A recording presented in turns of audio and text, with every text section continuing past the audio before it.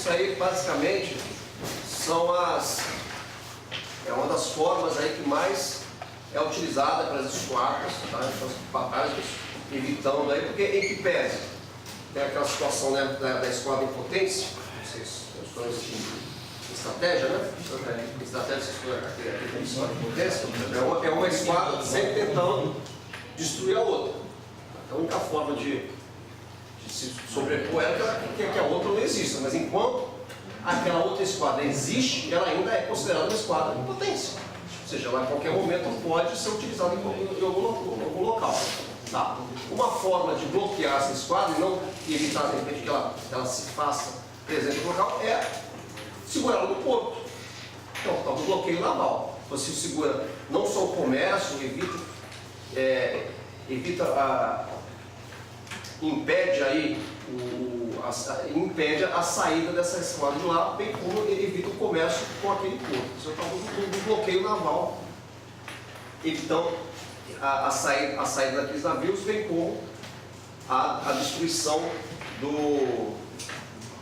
uma forma, evitando a saída daquela esquadra e o comércio. Tá bem?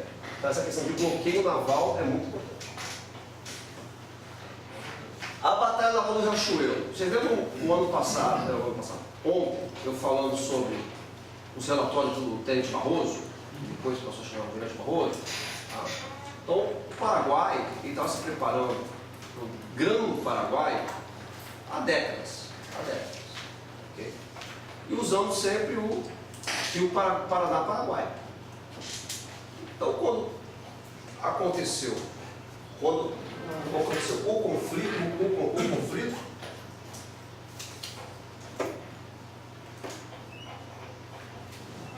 quando aconteceu o conflito, essa estratégia do bloqueio que foi utilizada no Electoral Oaks também foi utilizada na Guerra do Paraguai. Ou seja, era só bloquear a Bacia do Prata, que não entrava mais suprimentos para o Paraguai.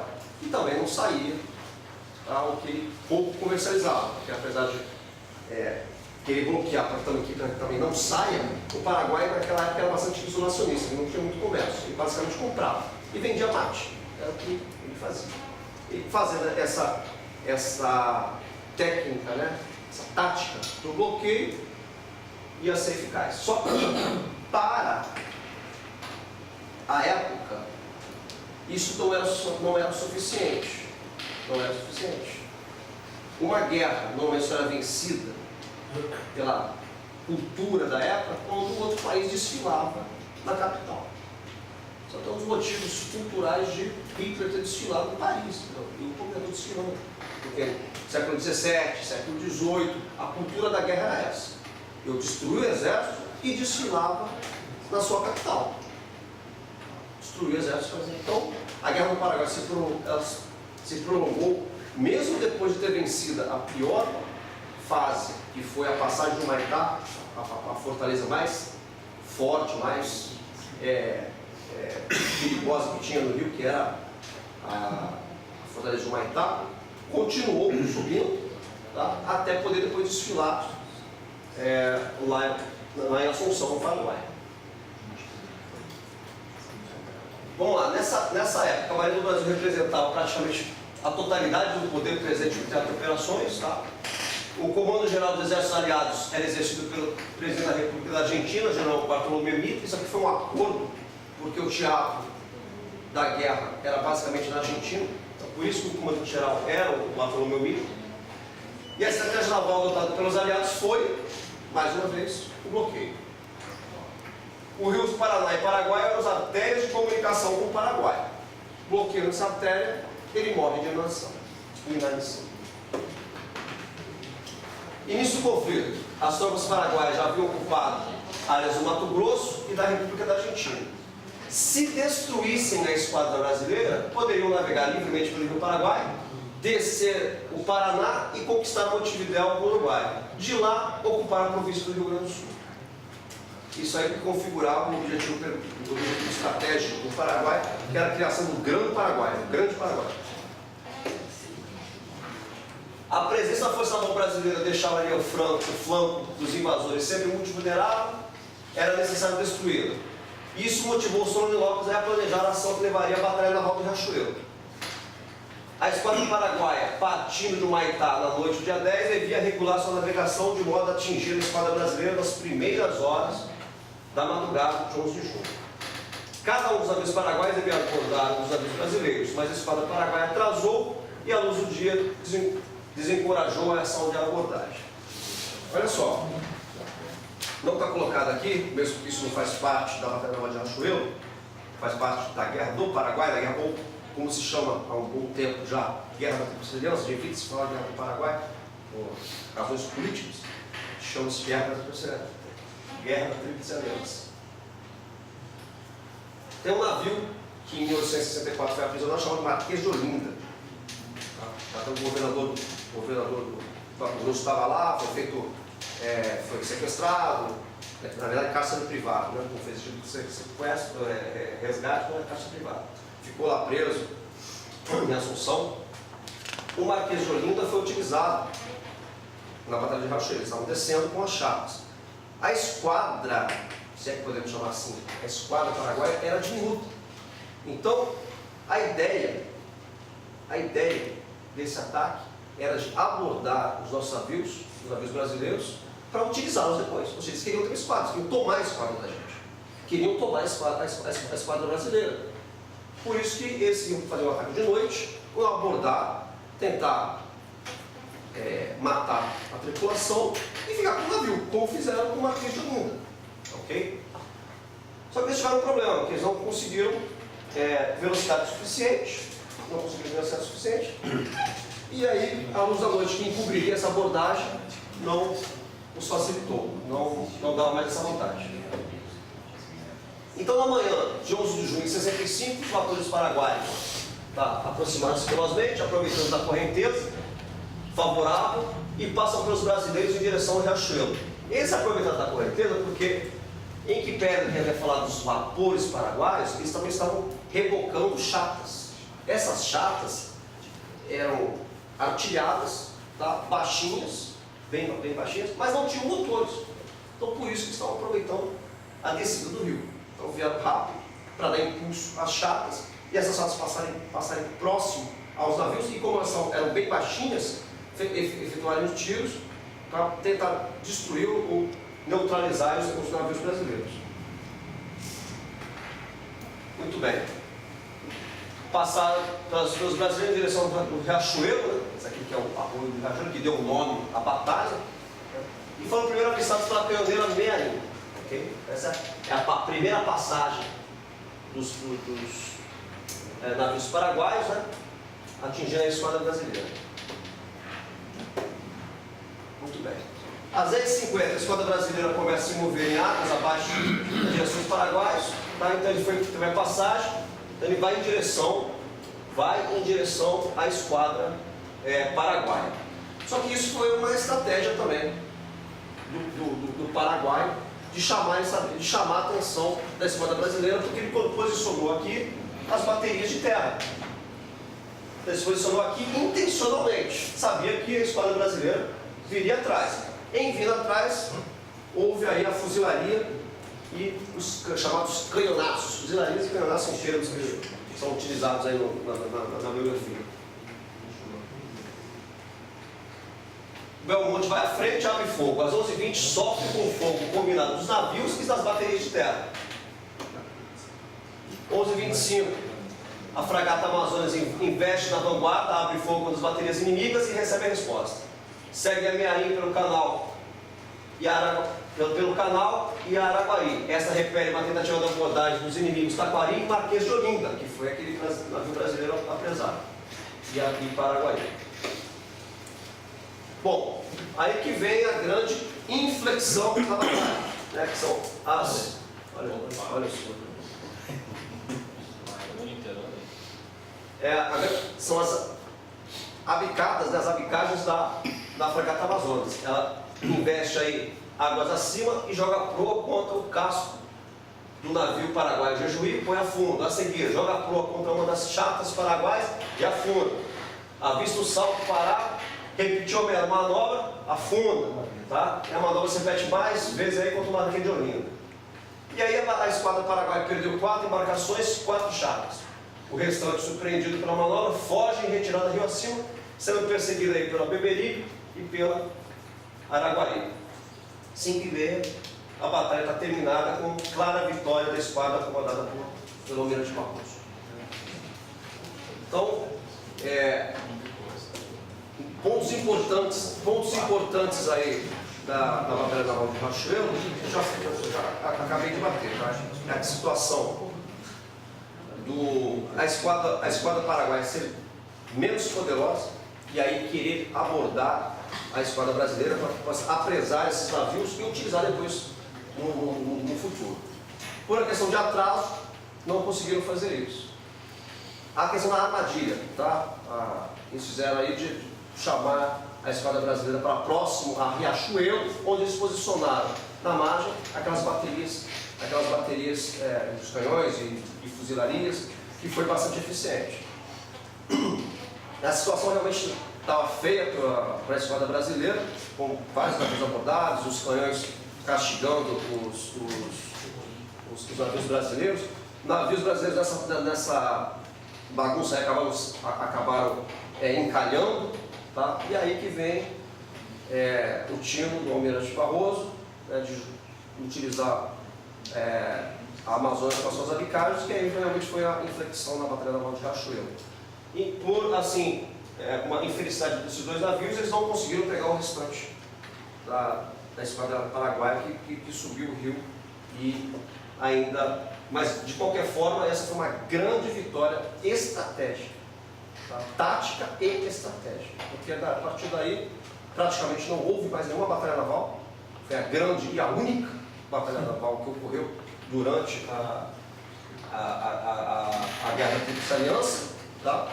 Mas foi muito importante para a guerra, só que isso acontece no início da guerra. A guerra ainda se prolonga por mais 4, 5 anos, tá? Por causa das fortalezas que foram instaladas ao longo do Rio Paraguai, né?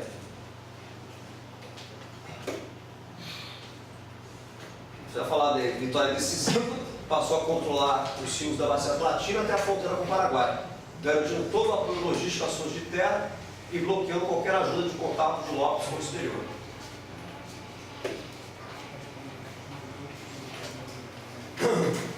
Vamos falar agora sobre a Batalha da Jutlândia, né? Considerada a última batalha naval em que o canhão foi a arma decisiva, né? Porque a partir daí começa a se desenvolver os aviões, né? Os porta-aviões, primeiro chamados em navios maiores. Aqui eles não pousavam, mas não sei se vocês já viram filmetes que os hidroaviões, né? Eles colocavam um avião na água, e decolava armado, depois pousava aqui, era instado para dentro. Aí essas foram as primeiras tentativas de usar o avião como arma, né? Como vetor de arma. E isso é desenvolvido plenamente na Segunda Guerra Mundial. E aí o canhão perde sua importância. Perde sua importância porque o vetor que alcança muito mais rápido é o avião. E o navio aeródromo, né, o porta-aviões, passa a ser o centro, né, o capitânia, né, de toda aquelas esquadras.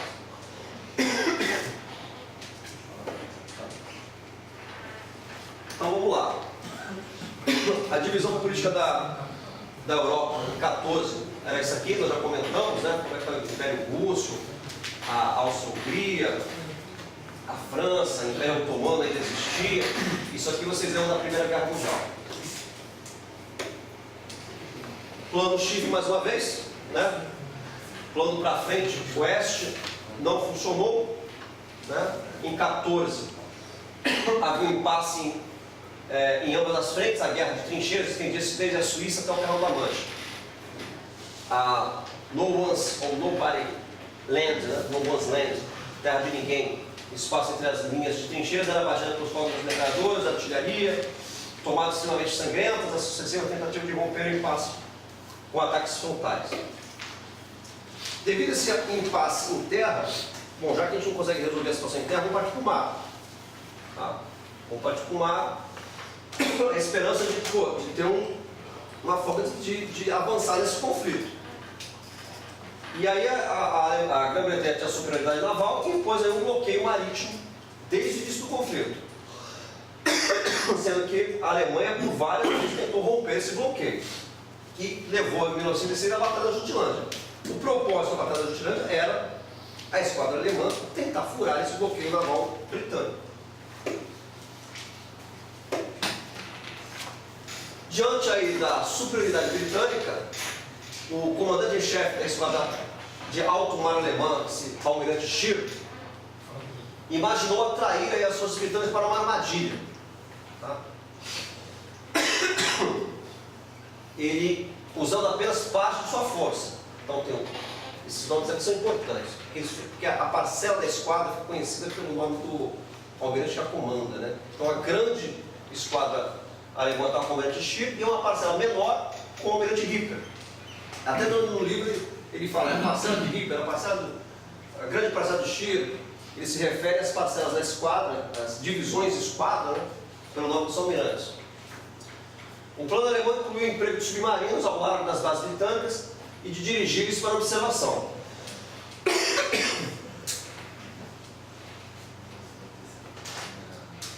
As más condições atmosféricas impediram a participação dos dirigíveis, levando em conta que os submarinos precisavam retomar para suas bases. A força sob controle de Ripper foi mostrar-se ao largo da costa norueguesa e Scheer escondeu-se com a sua força ao largo da costa da Jutlândia. Ou seja, a ideia era uma força menor atrair a esquadra britânica, que ia se deparar depois com uma força maior.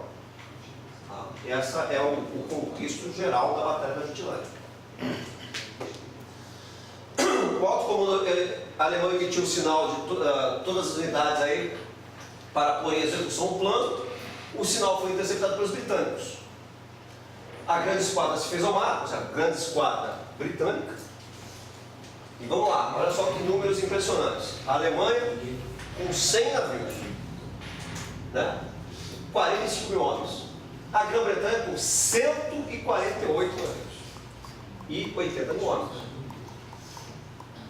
Sendo que está presente aí o navio que deu o nome à série, né? O Dreadnought, capaz de bater qualquer encoraçada até então construída, ou seja, era a aeronave mais poderosa do mundo. Seu impacto sobre a guerra do mar foi tão grande que todos os encoraçados construídos após passaram a ser denominados Dreadnought, ou seja, criou uma classe de navio chamada Dreadnought. Como o Monitor também, criou uma classe de navio chamada Monitor. Então esse é o esquema, né? Esse esquema de batalha da Jutlândia. Essa aqui é a grande esquadra britânica, tá? Isso aqui foi a esquadra do Ripper, né? Que ele tentou chamar a atenção da esquadra britânica. E aí, bagunça da batalha. Na primeira fase, teve um encontro fortuito entre as duas forças de cruzadores de batalha, não envolveu as forças principais. Esse encontro favoreceu os alemães, quando naquele momento a força principal britânica ainda estava a 65 milhas ao norte. Segunda fase, encontro entre as duas forças principais, aí o bicho pegou. Vários embates, os alemães foram perseguidos pelos britânicos. Terceira fase, segundo encontro entre as duas forças principais. Os alemães permanecem em desvantagem, optam em usar a tática do apavoramento, mas desistem desse intento e partem para uma nova guinada de batalha. E a quarta fase, ataque de forças secundárias. Houve uma série de baixas de ambos os lados. Os alemães levaram vantagem porque, ao descontar do dia, haviam alcançado seu maior objetivo. Tinham aberto caminho para casa. Isso é o que a biografia fala. Eles, na verdade, conseguiram o quê? Manter a sua esquadra. Eles não perderam a esquadra. Então ainda a Alemanha ainda tinha uma esquadra em potência. Não foram totalmente destruídos. A vantagem aí não é que ele teve vantagem na batalha, a vantagem é que ele não foi decisivo. Exatamente. Não foi uma batalha decisiva. Não foi uma batalha decisiva porque a Grã-Bretanha não conseguiu destruir a esquadra alemã. Tá? Isso é uma vitória tática para o alemão porque ele não foi destruído. Tá? Mas a vitória estratégica é britânica. Porque o bloqueio que começou desde o início da guerra foi mantido. Foi mantido. O companheiro falou, pô, tem um livro que fala que o número de navios afundados britânicos foi maior, e um outro diz que o número de navios alemães afundados foi maior. Só que, para a tática e para a estratégia, isso é praticamente irrelevante. Tá? Se foram 6 navios alemães a mais, 8 navios britânicos a mais, isso para a tática foi irrelevante, porque taticamente eles tiveram lá quase que um empate, a diferença é pequena, então taticamente é um empate. Agora, estrategicamente, a esquadra alemã ainda existia, não foi totalmente destruída, como foi diferente do que aconteceu em Riachuelo, que praticamente toda a esquadra paraguaia foi destruída, sobrou 1, 2, 3 navios, entendeu? Então houve efetivamente uma vitória total brasileira na Batalha de Riachuelo. Aqui não. Agora, por outro lado, também a vantagem estratégica britânica continua, porque o bloqueio foi mantido. Foi mantido. Eles não conseguiram tempo. A Batalha de Jutilândia foi impulsionada pelo alemão, que queria furar o bloqueio britânico. Não conseguiu. A única coisa que ele conseguiu foi furar o bloqueio para se safar, e não para abrir o comércio, que era o que ele queria efetivamente.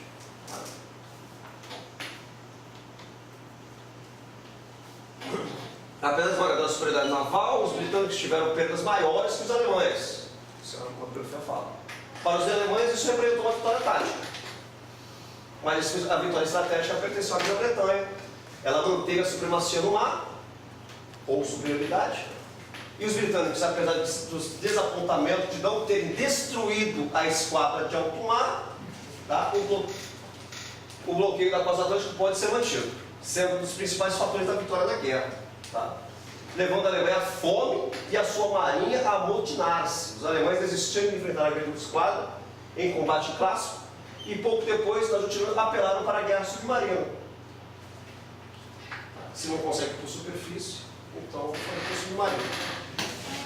Resultado: levou os Estados Unidos à guerra e começou a afundar indiscriminadamente navios franceses, britânicos, brasileiros, americanos.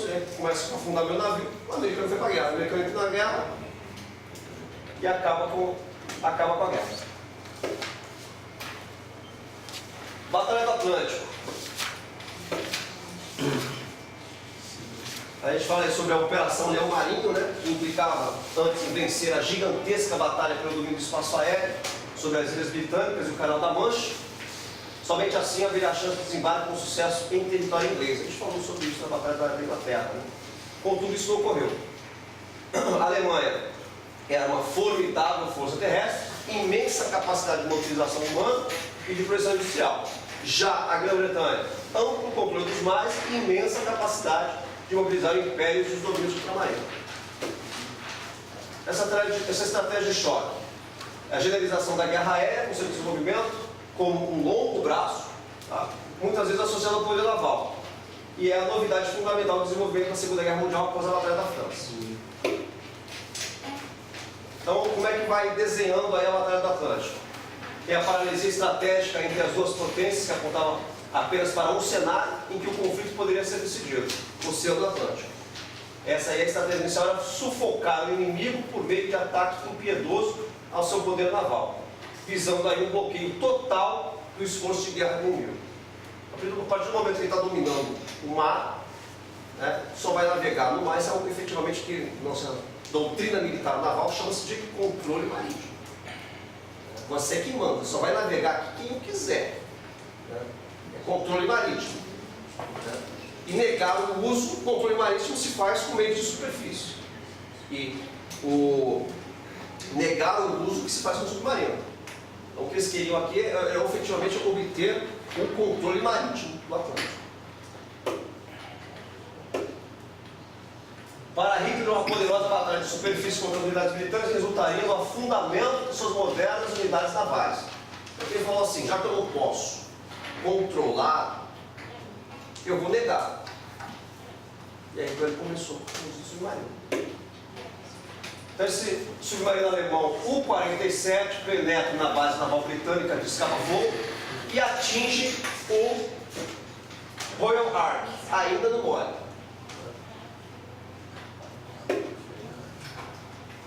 Ação, né, bem sucedida aí do submarino. O comando do submarino vislumbra uma ação nova para substituir as táticas tradicionais de ataques solitários de emboscadas nas águas marrons. A ideia-chave é que existia na formação de agrupamentos de submarinos, a chamada matilha. Já foi explorada no passado. Atacando à noite, usando torpedos e fogo de superfície de artilharia contra os navios comerciais do adversário. Consistia em buscar o inimigo no oceano, abandonando as águas marrons, apinhadas de navios inimigos e patrulhadas pela aviação costeira.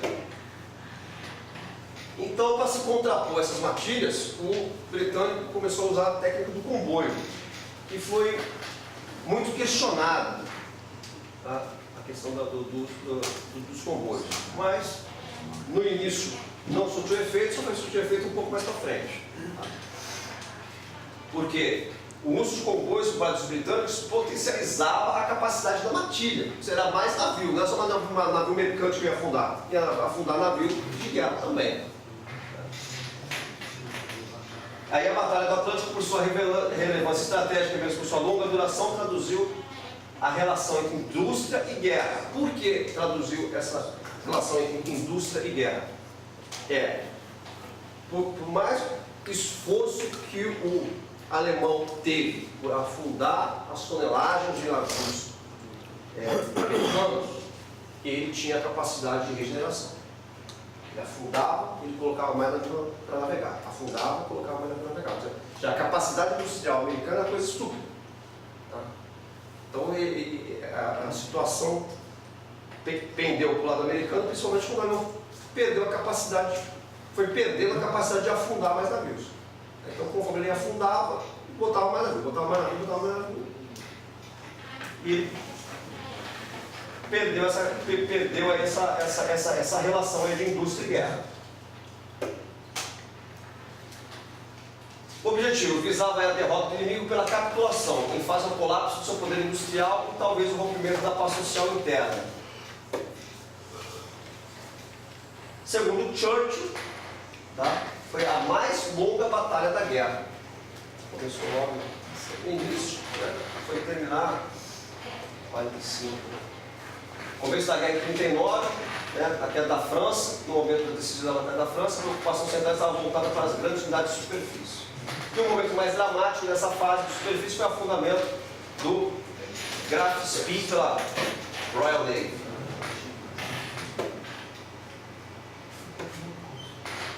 Primeira grande ofensiva alemã, de 40 a 41, janeiro de 40 a fevereiro de 41, quando os alemães ocupam o litoral francês, começam aí as operações comuns com os italianos, com a entrada das unidades alemãs, no Mediterrâneo. A Luftwaffe, que é a Força Aérea Alemã, tem participação intensa nessa fase. Boa parte do esforço de guerra se dá a partir de então entre as capacidades industriais e tecnológicas de ambas as potências.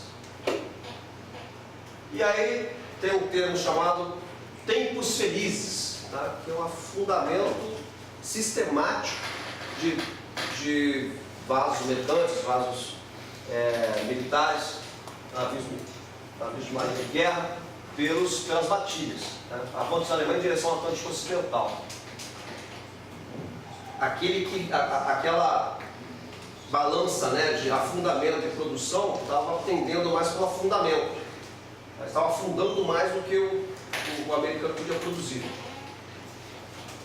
Eles avançavam pelo Atlântico Central, atingindo as rotas do Caribe, da América do Sul, o comércio mundial através do Canal do Panamá, as rotas entre Venezuela e Golfo do México, provenientes do Brasil e Argentina, ficam sob a ameaça dos U-Boats. Tá? Boats. Não Boats, está errado. Submarinos alemães passam a atacar os comboios britânicos no mar Ártico, que abasteciam a União Soviética. E a partir de dezembro de 41, com a entrada dos Estados Unidos na guerra, a Alemanha ordena a extensão da guerra submarina ao Caribe, Golfo do México e Atlântico Sul.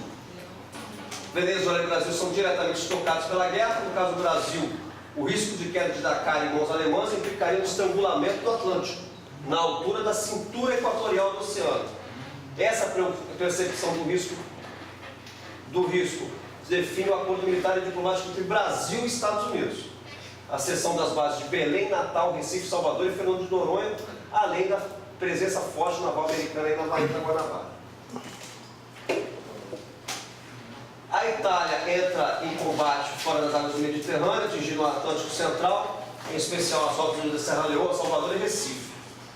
E aí ocorre o afundamento dos Bismarcks, que é um ponto alto aí dos esforços britânicos de grande impacto psicológico propagandístico, porque Bismarck é um dos heróis alemães, né? Então, o afundamento dele é um grande impacto psicológico. 42 e 43 é considerado o ápice do Batalha do Atlântico, né? A Alemanha reage aos avanços dos aliados, buscando manter o caráter ofensivo de suas atividades. Travam-se as batalhas secundárias no interior da Floresta do Atlântico, a Batalha do Caribe, a Batalha do Mar de Barents. A perda de U-Boats se eleva consideravelmente. Os alemães respondem com grande capacidade tecnológica, dispondo no mar de novas classes de embarcações, em especial submarinos capazes de operar longamente em alto mar, sem necessidade de retornos frequentes para a terra firme. Isso aqui também já foi explorado. Quanto mais tempo o submarino passava no mar, mais ele afundava navios, né? Só que ele necessitava de ressuprimento. Aí criaram submarinos grandes, que eram para ressuprir aqueles outros submarinos menores, chamados vacas leiteiras. Tá? Submarinos que transportavam suprimentos para os submarinos operativos transferidos em alto mar. Eles não voltavam para a base. Era ressuprido no mar. Crise final. Em 43, a capitulação da Alemanha. Em 45, nasce a fase final da Batalha do Atlântico. Entretanto, desde maio de 44, o dinamismo ofensivo alemão havia cessado no Atlântico. Por quê? Aquela balança, tá, de afundamentos e produção industrial cai. Então, diminui o número de afundamentos e a produção de navios aumenta. Com o dia D, em 6 de junho, a Alemanha perdia seus pontos de apoio no litoral francês, tendo que abandonarem as imensas fortificações de base submarina, onde ficavam as vacas leiteiras, né, os submarinos que ressupriam, e aí isso perdeu a capacidade de ressuprir tanto essa base, como também de mandar as vacas leiteiras. E aí os aliados novamente dominando a França, encerrando as operações germânicas no país, a Batalha do Atlântico estava praticamente encerrada. Em 5 de maio, o comandante-chefe das forças submarinas dá ordem de cessação de combate para todos os submarinos. E aí é considerada a mais importante batalha da Segunda Guerra Mundial, terminava com a derrota alemã. Batalha do Atlântico.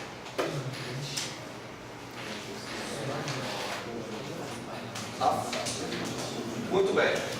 Quando se fala da Batalha do Golfo de Leyte,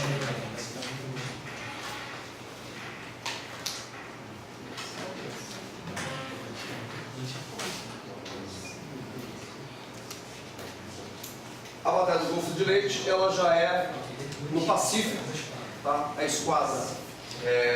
A esquadra americana em direção ao Japão. Ocorreram várias batalhas ao longo desse teatro do Pacífico, certo? E o objetivo era chegar próximo do Japão e a partir daí bombardear o Japão com as aeronaves dos porta-aviões. Para isso, eles precisavam dominar ilhas próximas ao Japão. Muito bem. Aconteceu que estava muito lento. Eles estavam indo de ilha em ilha. Depois passaram de pular ilhas. Tá? Pular ilhas. E o japonês percebeu que a batata dele estava assando. A situação dele estava ficando feia, porque o americano estava se aproximando dos territórios, das ilhas japonesas. E aí começa a ter aquelas ações dos kamikazes, né? São aqueles aviões japoneses que se jogavam para frente, em cima dos navios americanos e destruídos. As ações dos kamikazes aí são amplamente executadas aí durante a Batalha do Golfo de Leyte. Então, Em esquema geral das batalhas que ocorreram nas Filipinas entre o dia 20 e dia 25 de outubro. Tá? Tem um esquema aqui. Houve o desembarque naval na ilha de Leyte, né, que dá o nome da batalha. Houve aí a batalha de Silvan, com a perda de Musashi, tá? A batalha do Estreito de Sirigal, a batalha de Samar e a batalha de Cabo do Engano. Isso aí a gente pode chamar de campanha de Leyte.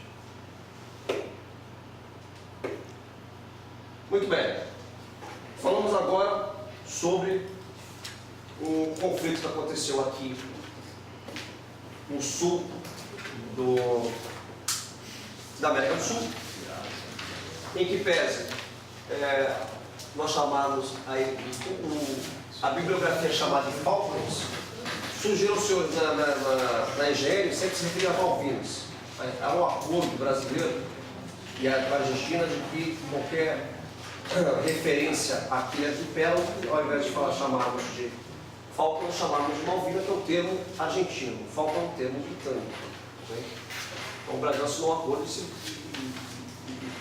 documentos oficiais se fala de Malvinas. No amplo espectro, aquela região das Ilhas Malvinas, elas foram um período pertencente aos espanhóis, um período pertencente aos próprios britânicos, voltaram